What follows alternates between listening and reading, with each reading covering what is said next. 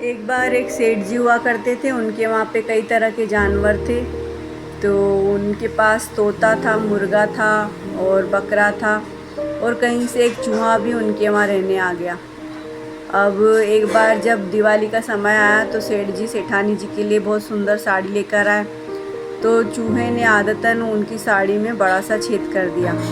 तो सेठानी जी बहुत नाराज़ हुई और वो बोली कि आप चूहे को पकड़ने के लिए एक पिंजरा लेकर आइए और इसे कहीं दूर छोड़कर आ जाइए। चूहे ने ये बात सुनी तो तोते के पास गया और तोते से कहने लगा कि तुम कुछ करो। तो तोते ने कहा इतनी सी बात के लिए मैं क्या करूं। तो चूहा फिर मुर्गे के पास गया, मुर्गे से बोला मेरी जान बचाओ। तो मुर्गा बोला कि इतनी सी बात के लिए मैं क्यों तकलीफ़ लूँ। फिर जो है चूहा बकरे के पास गया, बकरे से बोला तुम मेरी जान बचाओ। तो बकरे ने कहा मैं क्यों तुम्हारी जान बचाऊं। अब रात को जब जाल लाया गया तो उसके अंदर अंधेरा था, तो उसके अंदर कट से आवाज़ आई। तो देखा तो लाइट जला के उसके अंदर एक सांप फंस गया था जो कि चूहे को खाने आया था।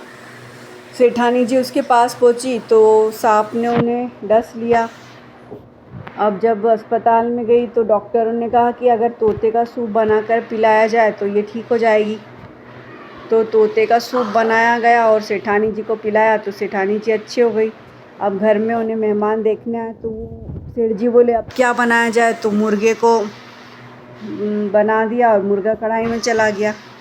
फिर जब सेठानी जी पूरी तरह से ठीक हुई तो बकरे को कढ़ाई में डाल बकरे को भी बनाया गया और उसको कढ़ाई में डाल दिया गया। उसके बाद जब सभी जानवर नहीं रहे तो सिर्फ एक अकेला चूहा ही सेठ जी के पास रह गया।